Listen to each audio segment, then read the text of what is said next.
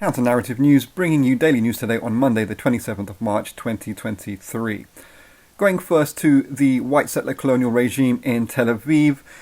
Israelisociety is facing mass protests. Over 100,000 people are amassing at spontaneous protest as a reaction of Netanyahu's far-right lurch to the far right, including the sacking of his defense minister Yoav Gallant, resulting in the Israeli president Isaac Herzog uncharacteristically coming out to directly oppose Netanyahu and urge him to stop his judicial processes towards even more toxic upon toxic colonial regime there. The airport staff have gone on strike, putting out the airport in Tel Aviv. The main highway from Jerusalem to Tel Aviv is blocked by demonstrators overnight. The reservists for the white settler colonial occupation forces, the reservists there and the IDF, are boycotting their deployment there, which is making many people in the senior Israeli society argue that the Israeli government is its own worst enemy and is opening up Israel in a weaker position as it pertains to the Palestinian resistance. Well, quipping upon James Connolly, the Irish revolutionary's comment on England, i.e. England's adversity is Ireland's opportunity, very much so. The more crisis-ridden is Israeli society in this regards, the more opportunities open up strategically for resistance against the white supremacist colonial settler state of Israel. Nevertheless, one reflects on what is the next major strategic step for Netanyahu going forward through this crisis. Will it be, as usual, bloodletting of Palestinians as a way to deflect and manipulate and to keep himself in power, as is the case once or twice every year, especially the massacres against Gaza by one of the most sophisticated military industrial complexes in the world, that is the Israeli state? Or will it be a fascistic, even more fascistic crackdown on the protest movement?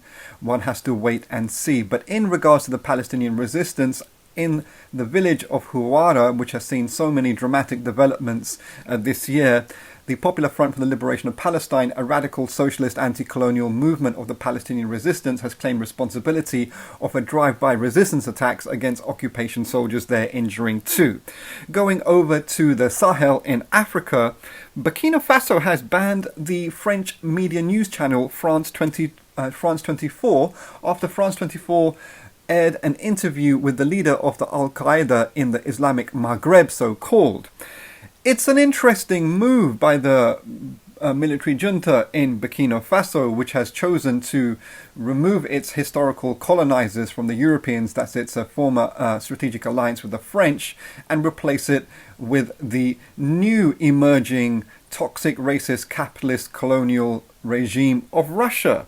Now, while the Burkina Faso regime postures that it's banned France24 because of an interview with the Al-Qaeda leader, at the same time, in the same moment, Burkina Faso's own Minister of Foreign Affairs and Regional Cooperation, Olivier Raumba, has visited none less than the King Abdul Aziz Center in Saudi Arabia with the Saudi ambassador to Burkina Faso, Dr. Walid Abdulrahman Al-Hamoudi.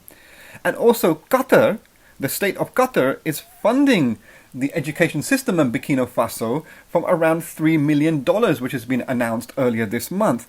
The point being that the Saudi Arabia and Qatari states ideologically have the same ideological standing as the internalized white supremacist violent views of Al-Qaeda.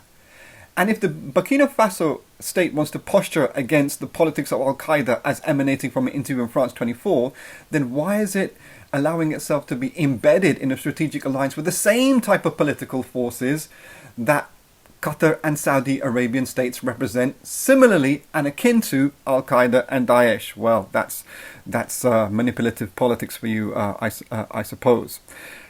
Then just going over to Donald Trump, who's trying to, in his own toxic far-right way, trying to manipulate people to support him, is arguing in this totally hypocritical, opportunistic manner of either the deep state defeats us or we defeat the deep state. And this type of radical fake phraseology is clearly resulting in tricking many people's minds, no less in the so-called anti-war movement.